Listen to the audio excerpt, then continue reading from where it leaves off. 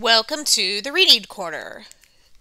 So every day there's a teacher who is reading from different books for each grade level, and I have been chosen for 8th grade. Some days I'll have special guest readers, other days it'll just be me. So for this, I selected a book entitled Nevertheless, We Persisted. 48 Voices of Defiance, Strength, and Courage. It's a compilation of 48 essays that I hope will be inspiring to you and let you know to never give up and constantly persist. The foreword is written by Amy Klobuchar. She currently is a senator from Minnesota, and most recently she was one of the female candidates in the Democratic primary for president. And she wrote the foreword to this, so today that is what I will be reading from. And tomorrow I'll start the essays. She was warned. She was given an explanation. Nevertheless, she persisted.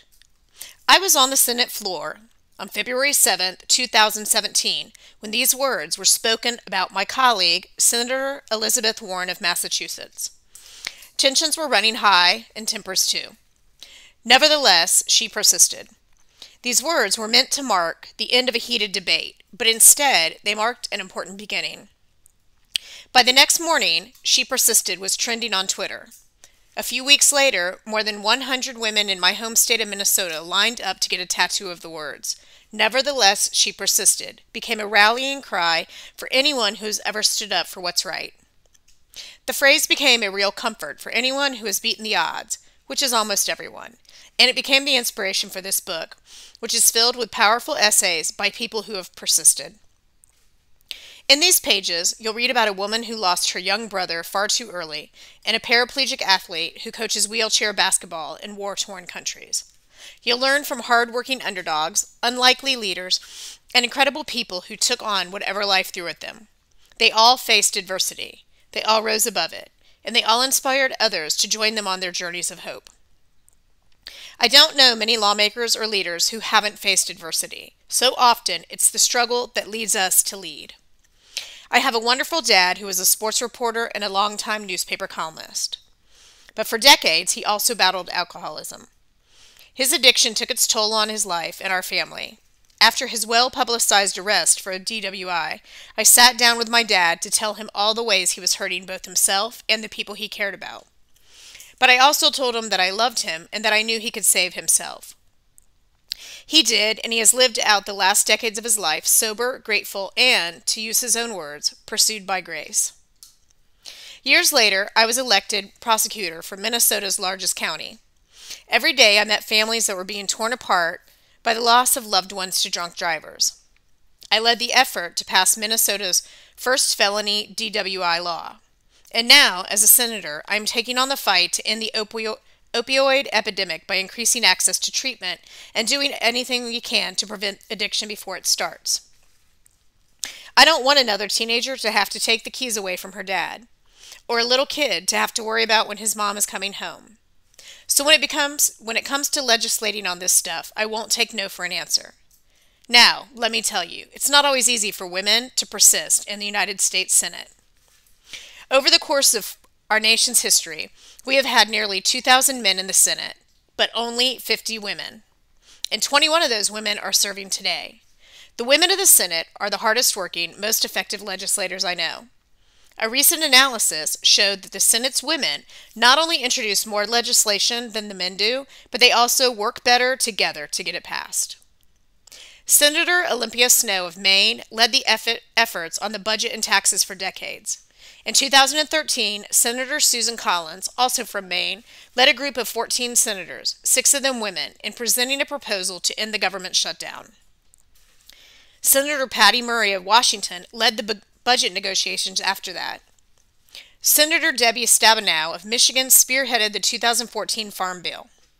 Together, Senators Lisa Murkowski of Alaska and Maria Cantwell of Washington crafted the 2017 Energy Bill. Senator Barbara Boxer of California shepherded the Transportation Bill of 2015 through Congress.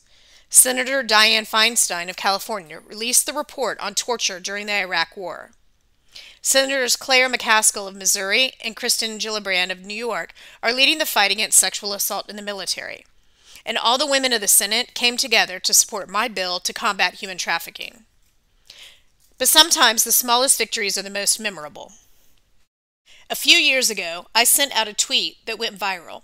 It said that for the first time in the history of the Senate, we had a traffic jam in the women's bathroom. That's when Senator Barbara Mikulski of Maryland, then the dean of the Senate Women, and I appointed ourselves to the Expand the Women Senators Bathroom Committee. Soon after that, the architect of the Capitol presented us with a plan to add one stall. Barbara looked at the plan and said, "It's a bathroom for the present. We want a bathroom for the future, one for 50 women senators." We both looked at the architect, and I said, "That's right, it's a glass ceiling bathroom plan." And of course, no one messes with Barbara Mikulski. We got those extra stalls.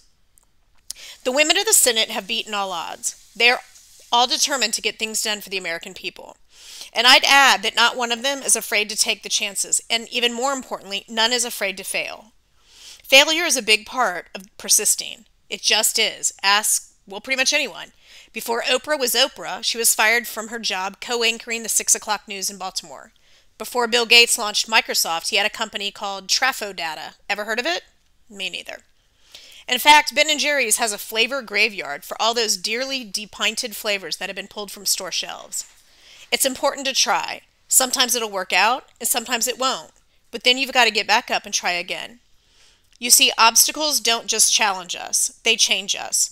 They shift the way we view the world, help us grow stronger, and even encourage us to make friends we might not otherwise have. I once heard the story of humor writer Jane Loiter of Seattle, who developed terminal cancer and decided to write her own obituary. In it, she left her children with the wisdom: "May you always remember that obstacles in the path are not obstacles. They are the path." No one welcomes more adversity in life, but adversity is a part of life. It is the path. So the only way we can make a difference in our lives and in the world around us is to keep working, keep fighting, and keep persisting. I hope you'll take these stories in this book to heart, learn from these experiences, follow these examples, and know that you're not alone. Because nevertheless, we persist.